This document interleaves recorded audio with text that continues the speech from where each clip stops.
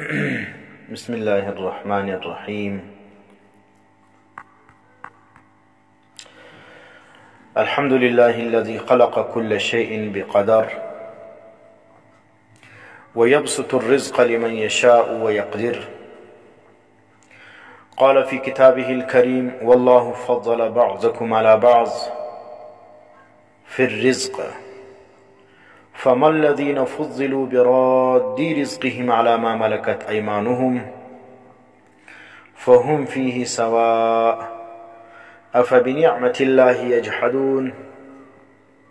والصلاة والسلام على رسول الله الذي قال: علموا الفرائض فإنها نصف العلم. بسم الله الرحمن الرحيم.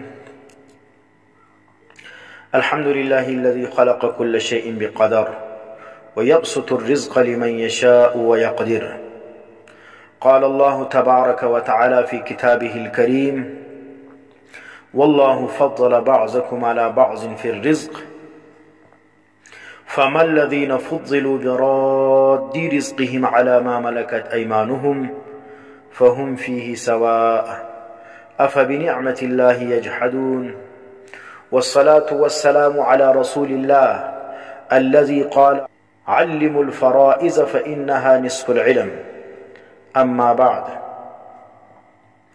میرے پیارے دوستو، علماء کرام، طلباء عظام، دنیا میں جتنی بھی کتابیں ہیں، جتنے بھی علوم پڑھائے جاتے ہیں، ان سب میں افضل اور بلند ترین درجہ رکھنے والی کتاب قرآن مجید ہے، اور سب سے زیادہ اہم فضیلت رکھنے والا علم قرآنی ہے۔ رسول اللہ صلی اللہ علیہ وسلم کا ارشاد ہے: خیرکم من تعلم القرآن وعلمہ، تم میں سے بہترین شخص وہ ہے جو قرآن کی تعلیم حاصل کرے اور دوسروں کو سکھائے۔ یہ روایت بخاری میں حضرت عثمان رضی اللہ تعالیٰ عنہ سے مروی ہے۔ اس روایت سے ایک اہم اصول یہ اخذ کیا جا سکتا ہے کہ قرآن کریم کے علاوہ باقی جتنے بھی علوم ہیں ان میں بھی افضلیت کا مدار علوم قرآن قرار دیا جائے۔ لہذا جس کتاب اور جس علم میں علوم قرآنی کا براہ راست زیادہ حصہ ہوگا، وہ علم بنسبت دیگر علوم کے افضل کہلایا جائے گا۔ مثلا علم حدیث کو اگر دیکھا جائے تو افضلیت کا مقام اسے بھی اس لیے حاصل ہے کہ یہ قرآن کی تشریح اور تفسیر ہے، کیونکہ خود قرآن کریم میں ہے: وَأَنزَلْنَا إِلَيْكَ الذِّكْرَ لِتُبَيِّنَ لِلنَّاسِ مَا نُزِّلَ إِلَيْهِمْ لَعَلَّهُمْ يَتَفَكَّرُونَ۔ اس کا مطلب کیا ہے؟ وَأَنزَلْنَا إِلَيْكَ الذِّكْرَ، ہم نے آپ کی طرف، ذکر سے مراد قرآن ہے، ہم نے آپ کی طرف ذکر اس لیے اتار دیا ہے تاکہ آپ لوگوں کو اس کی وضاحت فرمائے۔ تو حضور کی وضاحت قرآن کے لیے یہ کیا ہے؟ وہ حدیث ہے۔ حضور نے قرآن کی وضاحت بذریعہ حدیث کی ہے، اور حدیث جو ہے وہ رسول اللہ صلی اللہ علیہ وسلم کے اقوال، افعال اور تقریرات کو کہا جاتا ہے۔ اس کے علاوہ بھی احادیث مبارکہ وحی غیر مطلوع ہونے کے وجہ سے قرآن کے ساتھ اس کی بہت بڑی نسبت ہے، کیونکہ ہم نے پڑھا ہے کہ وحی کی دو قسمیں ہیں، ایک وحی مطلوع ہے اور ایک وحی غیر مطلوع۔ تو قرآن کریم جو ہے وہ ایسی وحی ہے جس کی تلاوت کی جاتی ہے، اور حدیث بھی اللہ کی طرف سے وحی ہے لیکن اس کی تلاوت نہیں کی جاتی ہے۔ جس طرح قرآن کریم من جانب اللہ ہے تو اسی طرح احادیث رسول بھی من جانب اللہ ہے۔ تو وہ لوگ جو حدیث کا انکار کرتے ہیں وہ بہت بڑی گمراہی پر ہے، کیونکہ قرآن کریم نے فرمایا وما ينطق عن الهوى ان هو الا وحی یوحى، سورۃ النجم ہے۔ یعنی آپ صلی اللہ علیہ وسلم وحی کے علاوہ اور کچھ نہیں کہتے، جو کچھ اس کے زبان مبارک سے نکلتا ہے وہ وحی ہے۔ اب تو بہت زیادہ واضح ہو گیا کہ جن علوم کا منبع اور ماخذ براہ راست قرآن پاک ہو وہ بلا شبہ دیگر علوم سے برتر و افضل ہے۔ اس حوالے سے علم المیراث کو آپ لیجئے، اس کا درجہ کیا بنتا ہے؟ بظاہر تو جب ہم دیکھتے ہیں کہ علم المیراث جو ہے وہ علم فقہ ہے، یعنی اس کے مسائل ہم فقہ سے لیتے ہیں،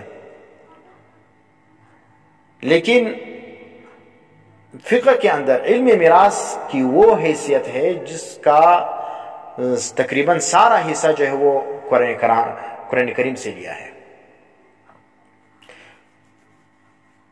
اگرچہ بعض مسائل جو ہے وہ اجماع صحابہ سے ثابت ہیں، جیسے جدات کا حصہ، یہ صحابہ اکرام کے اجماع سے ثابت ہے، مگر اس کی بنیاد بھی حدیث ہے، اور قرآن کریم کی آیت ہے وَأُمَّهَاتُكُمُ اللَّاتِي۔ لہذا علم میراث سارا قرآن سے براہ راست اخذ شدہ علم ہے۔ اب ہم نمونے کے طور پر آپ کے سامنے علم میراث کے چند وہ جو میت کے ورثاء ہے اس کے حصے ذکر کریں گے جو براہ راست قرآن کریم سے اخذ شدہ ہے۔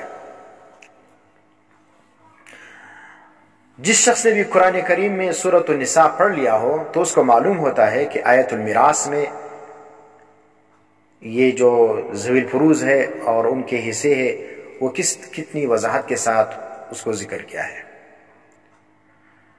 مثلا والدہ کو لیجئے، والدہ کو ثلث ملتا ہے جس کو ہم ثلث الکل کہتے ہیں، ایک حصہ ثلث الکل ہے، دوسرا جو ہے وہ سدس ہے یعنی 1/6 اس کو ملتا ہے، اور تیسرا جو ہے وہ ثلث ما بقیہ من احد الزوجین ملتا ہے۔ تو اب قرآن کریم کی آیت کو دیکھ لیجئے وَلِأَبَوَيْهِ لِكُلِّ وَاحِدٍ مِّنْهُمَا السُّدُسُ، میت کے والدین میں سے ہر ایک کے لیے سدس ہے، مما ترک، اس مال میں سے جس کو میت نے چھوڑا ہے، ان کان لہ ولد، یعنی سدس اس وقت اس کی ماں کو ملے گا جب میت صاحب اولاد ہو، ان کان لہ ولد۔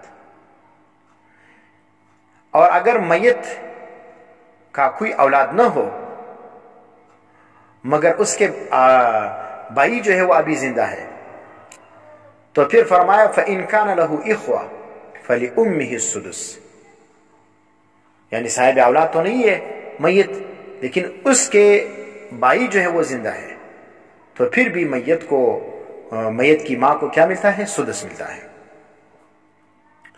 اور تیسرا حصہ جو ہم نے کہا تھا کہ میت کی ماں کو جو ہے وہ ثلث ما بقیہ من احد الزوجین ملتا ہے، وہ اس صورت میں ملتا ہے جب میت کا کوئی اولاد نہ ہو۔ میت بلا اولاد ہو تو پھر ثلث ما بقیہ من احد الزوجین اس کو ملتا ہے۔ فرمایا فَإِن لَّمْ يَكُن لَّهُ وَلَدٌ وَوَرِثَهُ أَبَوَاهُ فَلِأُمِّهِ الثُّلُثُ۔ اور اسی طرح دیکھ لیجئے والد کا حصہ، اگر میت صاحب اولاد ہو تو پھر اس کو سدس ملے گا۔ وہ آیت جو ہم نے ماں کے حصے کے بارے میں پڑھا تھا وہ ادھر بھی جو ہے وہ اپلائی ہوتا ہے، وَلِأَبَوَيْهِ لِكُلِّ وَاحِدٍ مِّنْهُمَا السُّدُسُ، کیونکہ ابوے میں ماں اور باپ دونوں داخل ہیں۔ مِمَّا تَرَكَ إِن كَانَ لَهُ وَلَدٌ، میت صاحب اولاد ہو تو والد کو سدس ملے گا۔ اسی طرح بیٹی کے حصے کو دیکھ لیجئے، بیٹی اگر ایک ہے تو اس کو آدھا ملتا ہے۔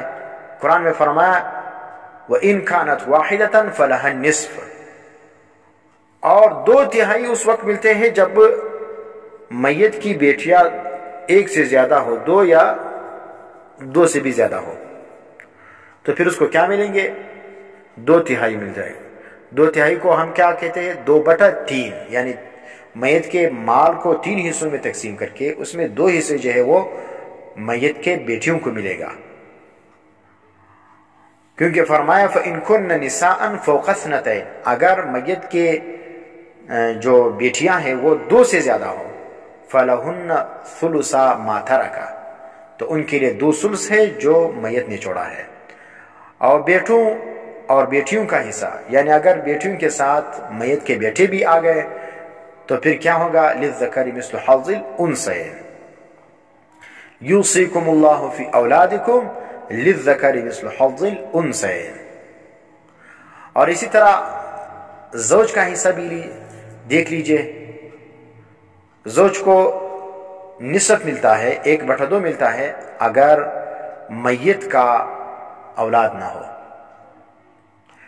فرمایا وَلَكُمْ نِصْفُ مَا تَرَكَ أَزْوَاجُكُمْ إِن لَّمْ يَكُن لَّهُنَّ وَلَدٌ، اگر میت کا کوئی اولاد نہ ہو تو زوج کو کیا ملے گا؟ آدھا مال ملے گا، اور ربع یعنی 1/4، 1/4 اس وقت زوج کو ملتا ہے جب میت کا اولاد ہو۔ قرآن میں ہے فَإِن كَانَ لَهُنَّ وَلَدٌ فَلَكُمُ الرُّبُعُ مِمَّا تَرَكْنَا،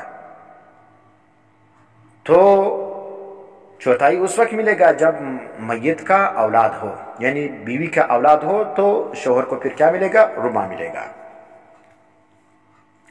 اسی طرح زوجے کا حصہ دیکھ لیجئے، وہ بھی براہ راست قرآن سے لیا گیا ہے، قرآن میں اس کی صراحت موجود ہے۔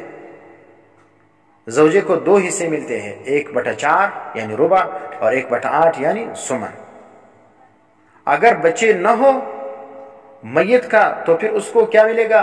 ربع ملے گا، اور اگر میت کے بچے ہو، اس کے اولاد ہو تو پھر اس کو ثمن ملے گا۔ دونوں کے بارے میں قرآن میں ہے وَلَهُنَّ الرُّبُعُ مِمَّا تَرَكْتُمْ إِن لَّمْ يَكُن لَّكُمْ وَلَدٌ، یعنی ان ازواج کے بارے میں، یعنی ان بیویوں کے لیے ربع ہے جو تم نے چھوڑا، إِن لَّمْ يَكُن لَّكُمْ وَلَدٌ، اگر تمہارا کوئی اولاد نہ ہو۔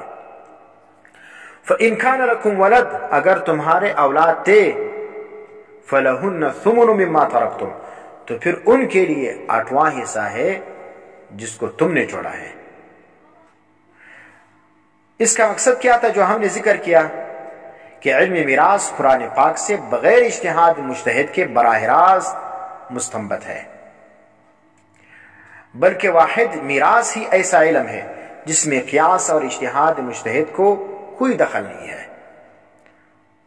جب معلوم ہوا کہ علم المیراث قرآن سے براہ راست ماخوذ شدہ علم ہے تو اس کا افضل ہونا دیگر علوم فقہیہ سے بالکل واضح ہو گیا۔ اس کے علاوہ رسول اللہ صلی اللہ علیہ وسلم کا ارشاد گرامی ہے تعلموا الفرائض فإنها من دینکم، آپ صلی اللہ علیہ وسلم کا حکم ہے امت کو کہ اس علم کو سیکھ لو، فإنها من دینکم، کیونکہ یہ تمہارے دین کا ایک حصہ ہے، یہ تمہارے دین میں سے ہے، اس کو ایسا پالتو اور بیکار علم مت سمجھو۔ دوسری جگہ فرمایا تعلموا الفرائض وعلموه الناس، تعلموا الفرائض یعنی علم المیراث کو سیکھ لو، وعلموه الناس، اور پھر یہ حکم دیا کہ اس علم کو دوسرے لوگوں تک پہنچاؤ اور اس کو سکھاؤ۔ فإنه نصف العلم، علم المیراث کو آپ صلی اللہ علیہ وسلم نے نصف العلم کہا، آدھا علم کہا، اور پھر فرمایا وَهُوَ يُنْسَى، اور یہ علم بھول جائے گا، یہ بھول جاتا ہے۔ وَهُوَ أَوَّلُ شَيْءٍ يُنْزَى مِنْ أُمَّتِي، اور یہ اول وہ چیز ہوگی جو میری امت سے اٹھا دیا جائے گا۔ تو قیامت کی نشانیوں میں سے وہ یہ ہے کہ علم المیراث میں کوئی شخص جو ہے وہ پختہ علم رکھنے والا نہ ہوگا۔ اور آج دیکھو ہماری حالت، ہم اسی مقام پر بالکل پہنچے ہوئے۔ جتنا بھی بڑا شیخ ہوگا، جتنا بھی بڑا وہ مفسر اپنے آپ کو کہلانے والا ہوگا، اور اپنے آپ کو بڑا مفتی کہلانے والا ہوگا، لیکن وہ باب المیراث میں بالکل کمزور ہوگا، سوائے چند علماء کے جو اس باب میں اپنی توانائیاں صرف کر چکے ہیں اور وہ اس کے لیے رات دن جو ہے وہ کوششیں کرتے ہیں۔